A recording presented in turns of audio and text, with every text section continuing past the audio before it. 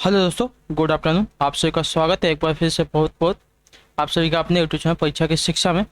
आशा करते हो कि आप सभी अच्छे होंगे। आपकी जो बीएड पेपर से 2023 की तैयारी है बढ़िया तरीके से चल रही है। जो बच्चे क्लास में पहली बार हैं, क्लास में नए हैं, दोस्तों चैनल को सब्सक्राइब करके हमारे साथ जुड़ जाइए। क्लास का समय देखिए, जीके जीएस की जो क्लासेस सुबह 11 बजे आपको मिल गई थी, और रीजनिंग क्लास दोपहर को 2 बजे मिल गई, और इस टाइम पे देखिए 3 बजे आपको देखिए कला की क्लास मिलती है, ठीक। और इसका जो है शाम को 7 बजे आपको सामान्य दी गई। ये जो 4 क्लासेस है वहाँ 4-5 पर डेली बेसिस पे देखने को मिलती है। तो जिसे भी अपनी तैयारी कंप्लीट करना चाहते हो, चैनल को सब्सक्राइब करके हमारे साथ जुड़ जाइए। देखिए, सभी को पता होगा कि जीके का जो क्वेश्चन आता है 50 क्वेश्चन आता है 100 मार्क का। रीजनिंग का भी 50 क्वेश्चन आता है 100 मार्क का। कला वाक का भी देखिए 50 क्वेश्चन आता है 100 मार्क का। और हिंदी का भी 50 क्वेश्चन आता है 100 मार्क का। तो हर एक क्लासेस जो है आपके लिए बहुत ही इंपॉर्टेंट है, ठीक है। तो कोई भी क्लास मिस मत कीजिए, क्योंकि अभी आपका एग्ज़ाम जो है बहुत ही नज़दीक आ गया है, ठीक। 1 महीने से भी कम का टाइम आपके एग्ज़ाम के लिए बचा है। तो अच्छे से तैयारी को कीजिए और क्लास में अटेंड रहिए, क्वेश्चन का आंसर दीजिए, ठीक। और जो नहीं आता, जो इंपॉर्टेंट नोट्स बोलता है उसको लिखिए, ठीक। तो चलिए क्लासेस स्टार्ट करें। अगर इस क्लासेस का अगर आप सबको देखिए पीडीएफ चाहिए चाहते हैं तो नीचे टेलीग्राम चलेगा, डिस्क्रिप्शन में लिंक दिया गया है, आप वहाँ से जाकर जोड़ेंगे तो उसका जो पीडीएफ चाहते हो वो मिल जाएगा आपको। बाकी के जो क्लास का नोटिफिकेशन अपडेट है आपको वहाँ पे मिलते रहेंगे। बाकी अगर देखिए उसी के नीचे हमारा इंस्टाग्राम का पेज दिएगा, तो आप हमें इंस्टाग्राम पर फॉलो कर सकते हैं। और आपका कोई भी डाउट हो किसी भी सब्जेक्ट से रिलेटेड तो हमें वहाँ पे डीएम करके आप पूछ सकते हो साथियों, ठीक। तो चलिए क्लासेस स्टार्ट करेंगे। कला और की क्लास से ध्यान से देखेंगे। पहला क्वेश्चन क्या पूछेगा बताने की कोशिश करेंगे। 51 नंबर से स्टार्ट हो रहा है आपका पहला क्वेश्चन, ठीक है। संविधान की उद्देशिका घोषित करती है कि भारत क्या है, बताइए। जो संविधान की उद्देशिका घोषित करती है कि भारत क्या है, तो देखिए संविधान की उद्देशिका घोषित करती है कि भारत एक संपूर्ण प्रभुत्व संपन्न समाजवादी पंथ निरपेक्ष लोकतंत्रात्मक गणराज्य है। तो जो ऑप्शन पे सी दिया गया आपका राइट आंसर। क्लियर साथियों, ध्यान से देख लीजिए। क्लियर, संविधान की उद्देशिका घोषित करती है कि भारत एक संपूर्ण प्रभुत्व संपन्न समाजवादी पंथ निरपेक्ष लोकतंत्रात्मक गणराज्य है। क्लियर, ठीक। अगला देखेंगे साथियों, दूसरा बताएंगे। ध्यान से देखो, उत्तर देंगे। प्रगति वह है जो मानवीय सुख में वृद्धि करती है, या किसका कहते हैं, बताइए। प्रगति वह है जो मानवीय सुख में वृद्धि करती है, किसका कहते हैं साथियों। 1 पर सही उत्तर क्या हो जाएगा। तो यह देखिए आपका लेस्टर वार्ड का कथन है, ठीक है। जो ऑप्शन ए वाला दिया गया है 52 पे आप सही का राइट आंसर। क्लियर साथियों, बढ़ेंगे क्वेश्चन की तरफ, ठीक। अगला क्वेश्चन देखेंगे। 53 नंबर क्या पूछा है, ध्यान से देखें। शिक्षित बेरोजगारी के लिए कौन सा कारक जिम्मेदार है, बताइए। शिक्षित बेरोजगारी के लिए कौन सा कारक जो है आपका जिम्मेदार है।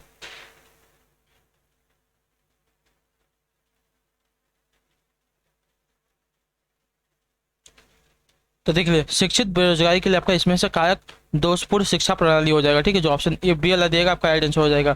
शिक्षित बेरोजगारी के लिए बहुत सारे कारक जिम्मेदार होते हैं। इसमें से देखिए आपका एक हो गया दोषपूर्ण शिक्षा प्रणाली। इसके बाद देखेंगे तो कमजोर राजनीतिक इच्छा शक्ति। उसके बाद देखेंगे नियमों की विसंगति। उसके बाद देखेंगे गुणवत्ता पूर्व शिक्षा का अभाव, परीक्षा में नकल एवं भ्रष्टाचार का बोलबाला। और इसके बाद देखेंगे शिक्षा में व्यवहारिक ज्ञान का अभाव। ये सभी देखिए आपकी जो है शिक्षित बेरोजगारी का प्रमुख कारण है, याद रखिएगा। अगला क्वेश्चन देखेंगे 54 नंबर, बताएंगे। ध्यान से देखो, उत्तर देंगे, सही उत्तर क्या हो जाएगा। भारत की जनगणना 2011 के अनुसार लिंग अनुपात क्या था, बताइए। भारत की जनगणना 2011 के अनुसार जो लिंग अनुपात था साथियों क्या था, इसका सही उत्तर क्या हो जाएगा। तो देखिए 943 बटे में 1000, ठीक है। 2011 के जनगणना के अनुसार देश में लिंग अनुपात के मामले में प्रति 1000 पुरुषों पर महिलाओं की संख्या देखिए आपकी 943 थी। जो ऑप्शन बी देगा आपका राइट आंसर। क्लियर साथियों, ठीक। अगला क्वेश्चन देखेंगे, सो हम पे बताएंगे सही उत्तर का। ध्यान से देखिए, आदर्श प्रारूप की अवधारणा किसने दी, बताइए। आदर्श प्रारूप की जो अवधारणा है साथियों किसने दी है, इसका सही उत्तर क्या हो जाएगा। तो देखिए मैक्स वेबर ने। जो ऑप्शन बी दिया गया है आपका राइट आंसर। क्लियर साथियों, वेबर ने सामाजिक घटनाओं को समझने की दृष्टि से वर्ष 1904 में सर्वप्रथम आदर्श प्रारूप की अवधारणा का प्रयोग किया था, ठीक। अगला है आपका 56 में क्या दिया गया, देखेंगे। ध्यान से पूछा गया है आपका भारत में राष्ट्रीय महिला आयोग की स्थापना कब हुई थी, बताइए। भारत में राष्ट्रीय महिला आयोग की जो स्थापना है साथियों कब हुई थी, इसका सही उत्तर क्या हो जाएगा। तो इसकी स्थापना देखिए आपकी वर्ष 1992 में हुई थी, ठीक है। जो ऑप्शन सी वाला देगा है 56 पे आपसे का राइट आंसर। भारत में राष्ट्रीय महिला आयोग की जो स्थापना आपकी वर्ष 1992 में हुई थी। अगला क्वेश्चन देख लेंगे 57 नंबर, क्या पूछा गया, ध्यान से देखेंगे उत्तर देंगे। आत्मदर्पण दर्शन सिद्धांत का प्रतिपादन किसने किया, बताइए। आत्मदर्पण दर्शन सिद्धांत का जो प्रतिपादन है साथियों किसने किया, इसका सही उत्तर क्या हो जाएगा, तो कूले ने। जो ऑप्शन ए वाला दिया गया है 57 पे आपसे का राइट आंसर हो जाएगा। आत्मदर्पण का सिद्धांत H.C. कूले, ठीक है, इनका पूरा नाम क्या है, H.C. कूले, याद रखिएगा। कब पारित किया था, 1902 ईस्वी में पारित किया था, याद रखिएगा। अगला क्वेश्चन देखेंगे 58 नंबर का पूछा, ध्यान से देखिए उत्तर दे साथियों। अस्पृश्यता यानी कि अपराध अधिनियम कब अस्तित्व में आया था, बताइए। अस्पृश्यता अधिनियम कब अस्तित्व में आया था साथियों, इसका सही उत्तर क्या हो जाएगा, देखिए वर्ष 1955 में। जो ऑप्शन बी वाला दिएगा आपका राइट आंसर, ठीक है। वर्ष 1955 में अस्पृश्यता यानी कि अपराध अधिनियम 1955 बनाया गया था। यह अधिनियम 1 जून 1955 से प्रभावी हुआ था, ठीक है, याद रखिएगा। 1 जून 1955 से आपका प्रभावी हुआ था। अगला क्वेश्चन देखेंगे क्या पूछा गया, ध्यान से देखो 59 पे बताएंगे सही उत्तर क्या होगा। भारत के प्रथम पिछड़ा वर्ग आयोग का अध्यक्ष कौन था, बताइए। भारत के प्रथम पिछड़ा वर्ग आयोग का अध्यक्ष कौन था साथियों, 59 पे सही उत्तर क्या हो जाएगा,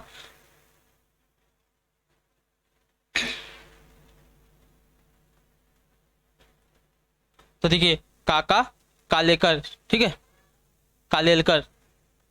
भारत के प्रथम पिछड़ा वर्ग आयोग का अध्यक्ष आप देखिए काका कालेलकर हो जाएंगे। तो जो ऑप्शन डी वाला दिया गया है आप सही का 59 पर राइट आंसर के लिए साथियों, ठीक। अगले क्वेश्चन तो आप पढ़ेंगे, ध्यान से देखेंगे 60 पे क्या पूछा गया है। हरिजन सेवक संघ की स्थापना किसने की थी, बताइए। हरिजन सेवक संघ की स्थापना साथियों किसने की थी, इसका सही उत्तर क्या हो जाएगा, तो देखिए महात्मा गांधी ने। जो ऑप्शन बी वाला दिया गया है 60 पे आपसे का राइट आंसर के लिए साथियों। हरिजन सेवक संघ की जो स्थापना है महात्मा गांधी ने वर्ष 1932 में की थी साथियों। तो जो ऑप्शन पे बी वाला दिया गया है 60 पे आपका राइट आंसर हो जाएगा। अगले क्वेश्चन की तरफ पढ़ेंगे, ध्यान से देखेंगे क्या पूछा गया है। 61 नंबर है, ध्यान से देखिएगा, बताइएगा सही उत्तर का। भील जनजाति पाई जाती है कहाँ पर, बताइए। जो भील जनजाति साथियों कहाँ पर पाई जाती है, इसका सही उत्तर क्या हो जाएगा, तो देखिए जो भील जनजाति आपके देखिए मध्य प्रदेश में पाई जाती है। जो ऑप्शन पे ए वाला दिया गया है 61 पे आपसे का सही उत्तर के लिए साथियों। भील जनजाति आपके मध्य प्रदेश, गुजरात, छत्तीसगढ़, महाराष्ट्र और राजस्थान में पाई जाती है, क्लियर। जो भी इतने सारे राज्य के नाम बताए सबको नोट कर लीजिए। अगला है आपका 61-62 नंबर, बताएंगे सही उत्तर क्या हो जाएगा। भारत में सामुदायिक विकास कार्यक्रम कब प्रारंभ हुआ, बताइए। भारत में सामुदायिक विकास कार्यक्रम साथियों कब प्रारंभ हुआ था, इसका सही उत्तर क्या हो जाएगा, तो देखिए आपका प्रारंभ हुआ था वर्ष 1952 में। जो ऑप्शन डी वाला दिया गया है 62 पे आपसे का राइट आंसर के लिए साथियों। सामुदायिक विकास कार्यक्रम भारत सरकार द्वारा वर्ष शुरू की गई सबसे बड़ी ग्रामीण पुनर्निर्माण योजना थी। इसकी शुरुआत 2 अक्टूबर 1952 को हुई थी, याद रखिएगा। तो जो ऑप्शन डी वाला दिया गया है 62 पे आपसे का राइट आंसर के लिए साथियों, 2 अक्टूबर 1952, ठीक। अगला क्वेश्चन देखेंगे 63 पे क्या दिया, ध्यान से देख के उत्तर देंगे साथियों। पूछा है आपका मनुस्मृति के अनुसार सामान्य धर्म के लक्षण क्या, बताइए। मनुस्मृति के अनुसार सामान्य धर्म के लक्षण क्या साथियों, इसका उत्तर क्या होगा, बताएंगे, कोशिश करेंगे। देखिए मनुस्मृति के अनुसार मनु के धर्म के लक्षण आपके देखिए 10 बताए गए हैं। तो जो ऑप्शन सी वाला यहाँ पे दिया गया आपका राइट आंसर के लिए साथियों। देखिए कौन कौन से है तो नोट कर लीजिए। धृति यानी कि धैर्य, ठीक, धृति यानी कि धैर्य। उसके बाद देखिए आपका क्षमा, ठीक। उसके बाद दम, उसके बाद अस्तेय, ठीक, अस्तेय यानी कि चोरी न करना, ठीक, अस्तेय यानी कि चोरी न करना। सब नोट कर लीजिए, आपको काम आएगा, क्लियर। उसका शौच, शौच, इंद्रिय ग्रहण, ठीक है, इंद्रिय निग्रह, इंद्रिय निग्रह। उसके बाद धी, विद्या, सत्य, असत्यम और अक्रोध, ये सभी लिखिए, नोट कर लीजिए। आपके जो है मनुस्मृति के अनुसार सामान्य धर्म के लक्षण है, याद रखिएगा, क्लियर, ठीक। अगला क्वेश्चन देखेंगे 64 पे क्या पूछा गया, ध्यान से देख के बताएंगे साथियों। 64 नंबर, लोकतंत्र का मतलब एक ऐसी सरकार है जिसमें शासन का मतलब एक साधारण जनता का शासक होता है। यह कथन निम्न से किसका साथ होते हैं। लोकतंत्र का मतलब एक ऐसी सरकार से है जिसमें शासन का मतलब एक साधारण जनता का शासन होता है। यह कथन निम्न से किसका साथ है, इसका सही उत्तर क्या हो जाएगा। तो यह कथन देखिए आपका हो जाएगा ब्राइस का। जो ऑप्शन ए वाला दिया गया आपका राइट आंसर के लिए साथियों। ब्राइस के अनुसार लोकतंत्र का अर्थ है साधारण जनता का शासन। क्लियर। ठीक। अगला देखेंगे 65 नंबर, क्या पूछा गया ध्यान से देखिए बताइए। 65 नंबर है, निम्नलिखित में से कौन सा आश्रम इंद्रियों पर संयम रखने और बौद्धिक विकास करने की शिक्षा देता है, बताइए। निम्नलिखित में से कौन सा आश्रम इंद्रियों पर संयम रखने और बौद्धिक विकास करने की शिक्षा देता है साथियों, इसका सही उत्तर क्या हो जाएगा बताइए।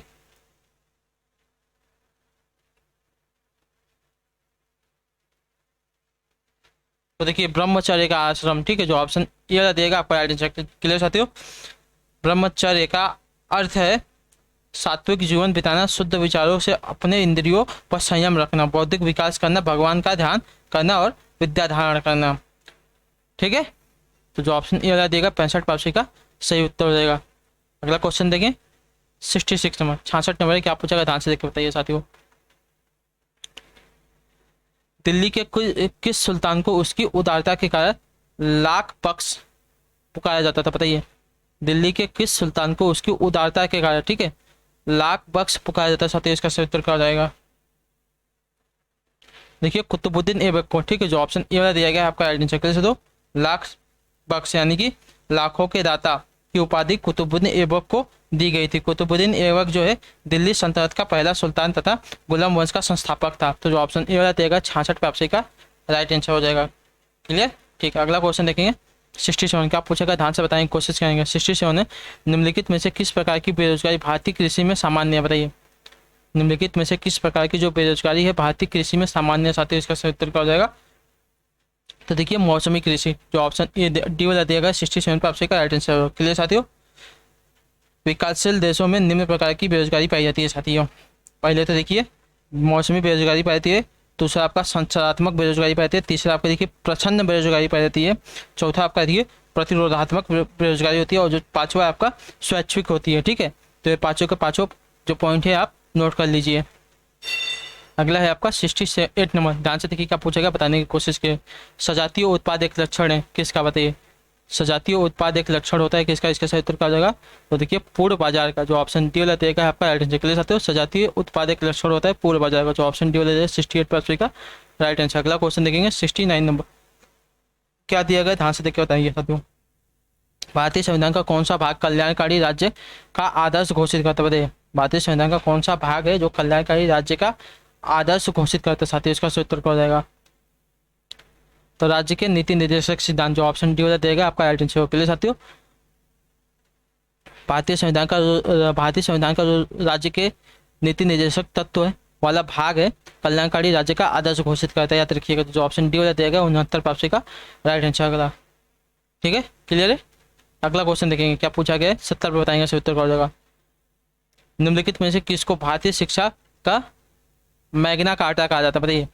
निम्नलिखित में से किसको भारतीय शिक्षा का मैग्ना कार्टा कहा जाता है साथियों, इसका सही उत्तर क्या हो जाएगा। तो वुड का डिस्पैच, ठीक है, वुड डिस्पैच को भारतीय शिक्षा का मैग्ना कार्टा कहा जाता है, याद रखिएगा। तो जो ऑप्शन ए वाला देगा आपका क्लियर साथियों। सर चार्ल्स वुड ने भारत की भावी शिक्षा के लिए एक विस्तृत योजना बनाई और गवर्नर जनरल लॉर्ड डलहौजी को 1854 में सुझाव पत्र भेजा, जिसे वुड का घोषणा पत्र अथवा कि वुड डिस्पैच कहा जाता था साथियों। तो जो ऑप्शन ए वाला दिया गया 70% का राइट आंसर। क्लियर साथियों।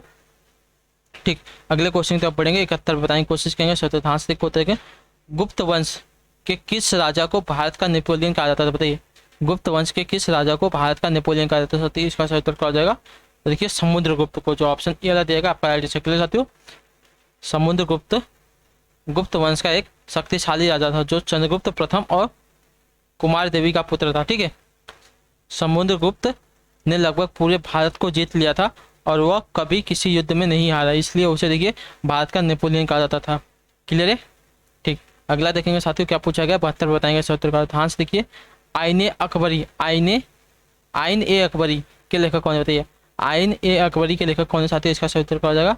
तो इसके अबुल फजल है। ठीक है, जो ऑप्शन ए वाला दिया गया आपका राइट आंसर। आइन ए अकबरी के लेखक आपके अबुल फजल है, याद रखिएगा।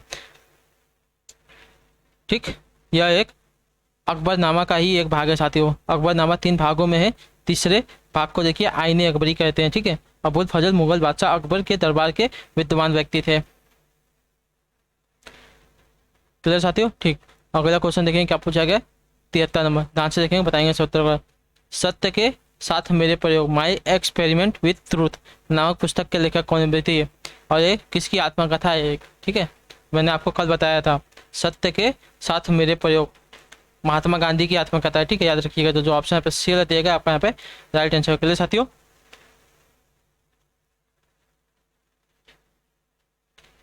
ठीक, अगला क्वेश्चन देखेंगे 74 बताएंगे। ध्यान से देखो उत्तर देंगे। निम्नलिखित में से कौन सा एक बृहत वृत्त है, बताइए निम्नलिखित में से कौन सा एक बृहत वृत्त है साथियों। इसका सही उत्तर क्या हो जाएगा। तो देखिए, एक बृहत वृत्त वह वृत्त है जो पृथ्वी के चारों ओर घूमता है और पृथ्वी के केंद्र से जुड़ता है।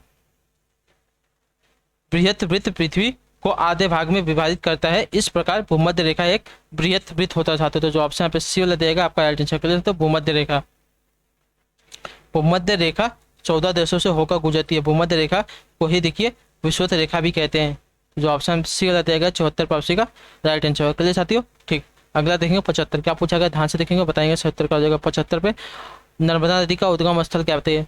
नर्मदा नदी का जो उद्गम स्थल है साथियों क्या है, इसका सही उत्तर क्या हो जाएगा। तो देखिए, इसका जो उद्गम स्थल है साथियों अमरकंटक है। जो ऑप्शन बी वाला देगा आपका राइट आंसर के लिए मध्य प्रदेश के शहडोल जिले के पुष्पराजगढ़ तहसील में नर्मदा नदी का उद्गम स्थल आपका देखिए अमरकंटक है। तो जो ऑप्शन पे बी वाला देगा आपका राइट आंसर हो जाएगा। क्लियर। तो अमरकंटक देखिए 1065 मीटर की ऊंचाई पर विंध्य और सतपुड़ा पर्वतमालाओं के मध्य में स्थित है। क्लियर।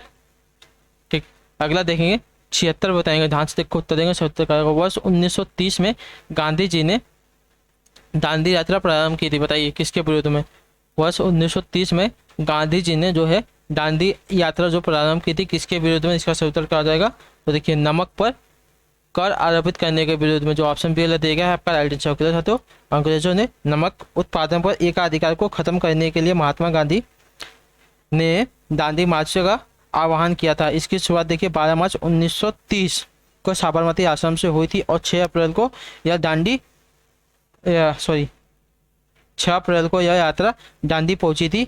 इसी दिन गांधी जी ने नमक कानून को तोड़ा था। तो जो ऑप्शन पे बी देगा 76 पापसी का राइट आंसर हो जाएगा। क्लियर साथियों। ठीक, अगला देखेंगे 77 पे क्या पूछेगा, ध्यान से देखिए बताएंगे। उच्च न्यायालय के मुख्य न्यायाधीश की नियुक्ति कौन करता है। देखिए, मैंने आपको भी सुबह ही बताया था 2 बार, तो राष्ट्रपति करता है। ठीक है, उच्च न्यायालय के न्यायाधीश या तो को जो मुख्य न्यायाधीश होते हैं उनकी जो नियुक्ति होती है हमारे भारत के राष्ट्रपति द्वारा की जाती है। तो मैंने सुबह भी आपको 2 बार बताया था, अभी भी बता रहा हूँ। तो देखिए, ऑप्शन जो सी वाला देगा आपका राइट आंसर हो जाएगा। अगला क्वेश्चन देखेंगे 78 बताएंगे। सब ध्यान से देखो उत्तर साथियों, सही उत्तर का हो जाएगा। पाल साम्राज्य भारत के किस हिस्से से संबंधित है, बताइए। पाल साम्राज्य भारत के किस हिस्से से संबंधित है साथियों, इसका सही उत्तर क्या हो जाएगा, बताने की कोशिश कीजिए।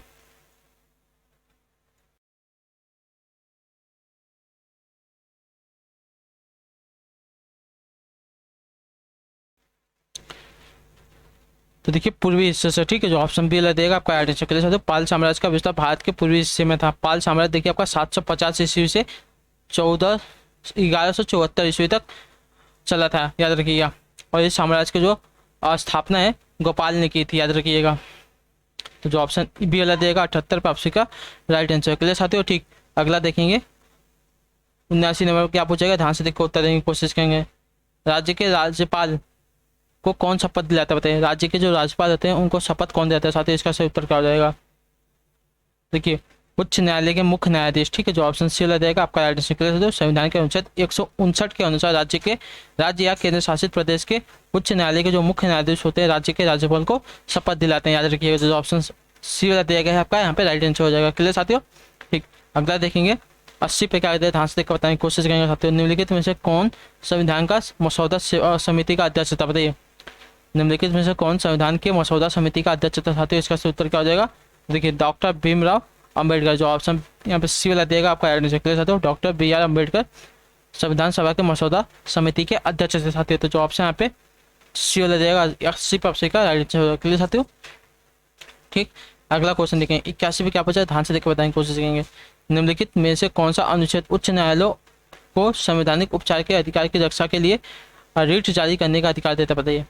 निम्नलिखित में से कौन सा अनुच्छेद देखिए उच्च न्यायालयों को संवैधानिक उपचार के अधिकार की रक्षा के लिए रिट जारी करने का अधिकार देता है साथियों। 81 पे सही उत्तर क्या हो जाएगा। तो अनुच्छेद 226, जो ऑप्शन सी दिया गया आपका राइट आंसर के लिए साथियों। देखिए अनुच्छेद जो 32 है सर्वोच्च न्यायालय को, और जो अनुच्छेद 226 है उच्च न्यायालय को संवैधानिक उपचार के अधिकार की रक्षा करने के लिए रिट जारी करने का अधिकार देता है। ठीक है, तो जो ऑप्शन यहाँ पे सी वाला देगा आपका राइट आंसर। क्लियर साथियों, उच्च न्यायालय की बात करें तो 226, और जो आपके सर्वोच्च न्यायालय है उनकी बात करें तो अनुच्छेद 32। ठीक है, याद रखिए, कंफ्यूज मत होइएगा। अगला देखेंगे 82 पे क्या पूछा है, ध्यान से देख के बताएंगे साथियों। पृथ्वी की सतह से सबसे अधिक नजदीक की परत कौन है, बताइए। पृथ्वी की सतह से सबसे अधिक नजदीक की परत यानी कि सबसे जो निचली परत है साथियों कौन सी है, तो आपको मैंने बताया था क्षोभ मंडल है सभी। वायुमंडल की सबसे निचली परत कौन सी है साथियों, तो क्षोभ मंडल है। याद रखिए, जो ऑप्शन सी वाला देगा आपका राइट आंसर। के लिए साथियों जो क्षोभ मंडल है, देखिए भूमध्य रेखा से लगभग 16 से 17 किलोमीटर मोटी परत पर है। ठीक है, याद रखिएगा। अगला क्वेश्चन देखेंगे 83 बताएंगे, इसका उत्तर क्या हो जाएगा। फ्रांस की क्रांति का नारा क्या था, बताइए। जब फ्रांस की क्रांति हुई थी उसका नारा क्या था साथियों, इसका सही उत्तर क्या हो जाएगा। देखिए स्वतंत्रता, समानता और बंधुत्वता। जो ऑप्शन बी देगा आपका राइट आंसर। साथियों फ्रांस की क्रांति का जो नारा था स्वतंत्रता, समानता और बंधुत्व था। तो जो ऑप्शन बी देगा 83 पे आपसे का राइट आंसर। के लिए साथियों ठीक। अगला देखेंगे 84, क्या पूछा गया, ध्यान से देखेंगे, बताएंगे, कोशिश करेंगे, सही उत्तर क्या आएगा। बौद्ध संघ में प्रवेश पाने वाली पहली महिला कौन थी, बताइए। बौद्ध संघ में प्रवेश पाने वाली पहली महिला कौन थी साथियों, इसका सही उत्तर क्या हो जाएगा। तो देखिए गौतमी प्रजापति। जो ऑप्शन सी वाला देगा आपका यहाँ पे राइट आंसर। क्लियर साथियों, गौतम बुद्ध का लालन पालन करने वाले महाप्रजापति गौतमी बौद्ध संघ में प्रवेश करने वाली आपकी पहली महिला थी। ठीक है, तो जो ऑप्शन सी वाला देगा 84 पे आपसे का राइट आंसर। क्लियर साथियों ठीक। अगला वो देखेंगे क्या पूछेगा 85 पे, ध्यान से देखकर बताएंगे, कोशिश करें सत्य का। अशोक के अभिलेखों की रचना किन लिपियों का प्रयोग किया गया, बताइए। अशोक के अभिलेखों की रचना में किन लिपियों का प्रयोग किया, साथ ही इसका सही उत्तर क्या हो जाएगा। तो देखिए खरोष्ठी, ब्राह्मी और अरमाइक, इन तीनों का मैंने आपको देखिए परसों वाली क्लास में बताया था। जो ऑप्शन यहाँ पे डी वाला देगा उपयोग, तो सभी आपके राइट आंसर। के लिए साथियों अशोक के अभिलेखों की रचना में देखिए आपका खरोष्ठी, ब्राह्मी और अरमाइक लिपियों का जो है प्रयोग किया गया है, याद रखिएगा। अगला देखेंगे 86 में क्या पूछा गया, ध्यान से बताएंगे, कोशिश करेंगे। 86 नंबर है, चीनी यात्री फायान की भारत यात्रा के समय गुप्त वंश का शासक कौन था, बताइए। चीनी यात्रा फायान की भारत यात्रा के समय जो गुप्त वंश का शासक कौन था साथियों, इसका सही उत्तर क्या जाएगा।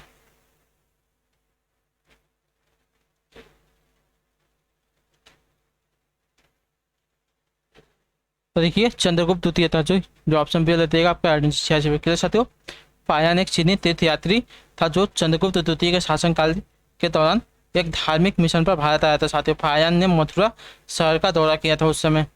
क्लियर है ठीक। अगला देखेंगे 87 में क्या पूछा है, ध्यान से देखिएगा, उत्तर देंगे साथियों। निम्नलिखित में से कौन सी रचना हर्ष द्वारा रचित नहीं है, बताइए। कौन सी जो रचना है साथियों हर्ष द्वारा रचित नहीं है, इसका सही उत्तर क्या हो जाएगा।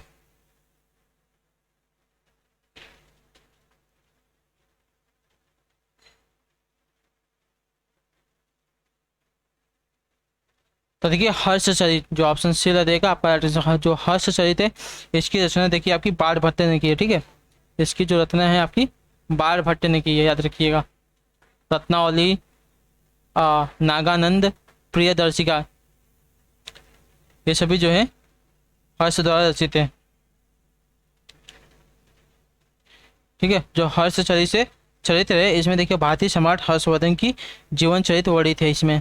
अगला क्वेश्चन देखेंगे 88 बताएंगे सर, ध्यान से को उत्तर साथ सही उत्तर कर देगा। 88 नंबर है, भारत में रोलिंग प्लान किस वर्ष शुरू किया गया था, बताइए। भारत में आपका जो रोलिंग प्लान है साथियों किस वर्ष शुरू किया गया था, इसका सही उत्तर क्या हो जाएगा, बताने की कोशिश कीजिए आप सही लोग।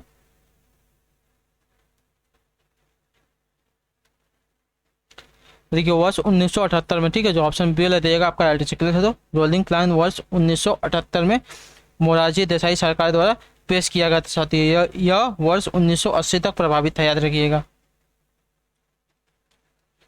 क्लियर है ठीक। अगला देखेंगे क्या पूछा गया है 89 नंबर, ध्यान से देखो उत्तर साथियों सही उत्तर कर देगा। भारत में चावल का सबसे बड़ा उत्पादक राज्य का देखिए कौन सा, भारत में सबसे बड़ा चावल का उत्पादक राज्य कौन सा साथियों, इसका सही उत्तर कर देगा तो पश्चिम बंगाल। जो ऑप्शन ए वाला दिया आपका राइट आंसर कर साथियों ठीक। अगला देखेंगे क्या पूछा गया, ध्यान से देखकर बताएंगे साथियों सही उत्तर क्या हो जाएगा।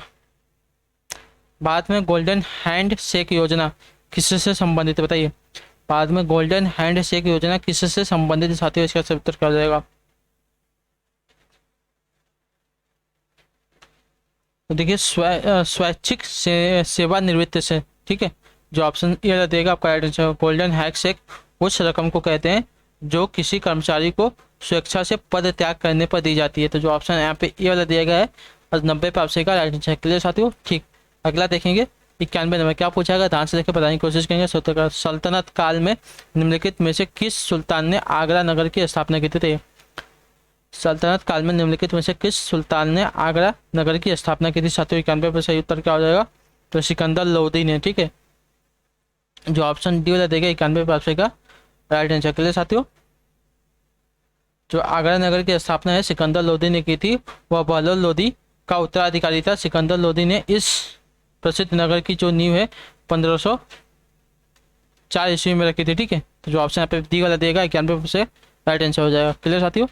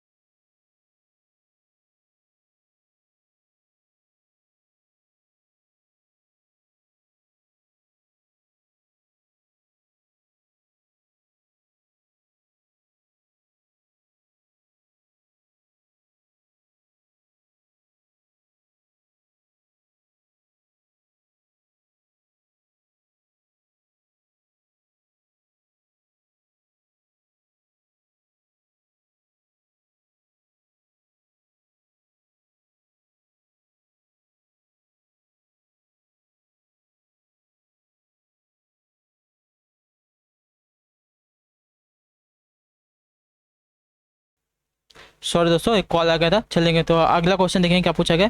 92 नंबर, ध्यान से देख के बताएंगे, सही उत्तर का हो जाएगा। 92 नंबर है, निम्नलिखित में से पुष्टि मार्ग के आचार्य कौन थे, बताइए। निम्नलिखित में से पुष्टि मार्ग के आचार्य कौन थे साथियों, इसका सही उत्तर क्या हो जाएगा।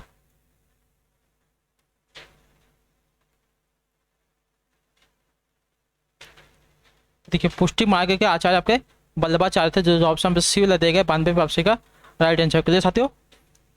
ठीक, अगला क्वेश्चन देखें। 93 बताएंगे सर, ध्यान से देख के उत्तर देंगे। बाबर की आत्मकथा तुजुक ए बाबरी किस भाषा में लिखी गई थी, बताइए। बाबर की जो आत्मकथा है तुजुक ए बाबरी, जिस भाषा में लिखी गई थी वो कौन सी थी साथियों, इसका सही उत्तर क्या हो जाएगा।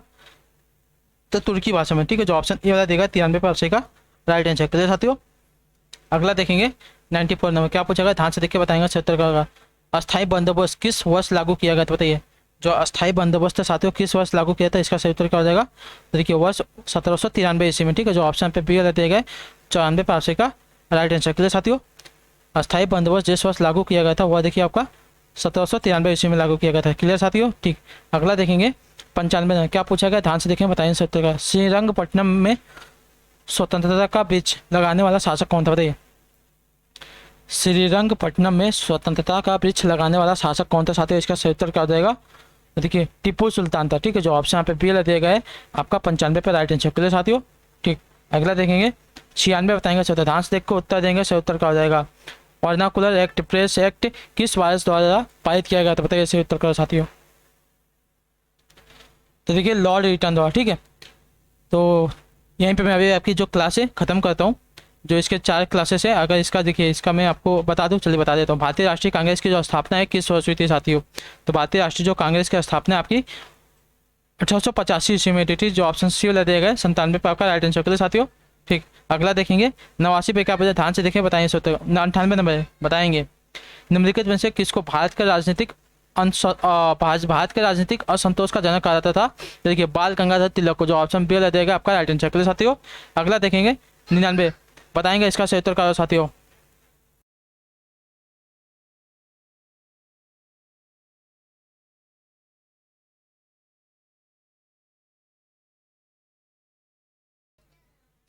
जलियांवाला बाग किस नगर में स्थित है साथियों, इसका बताइए।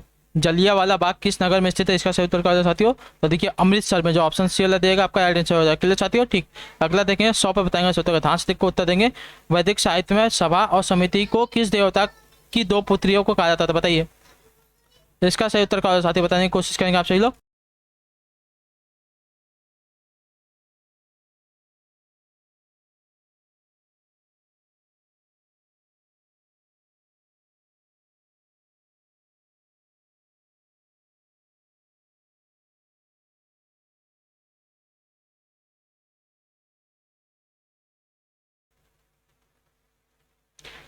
ठीक है साथियों, देखिए, मैंने गलती से आपको म्यूट कर दिया था, तो बाकी जो यहाँ पे दिया गया है मैंने यहाँ पे टिक कर दिया है।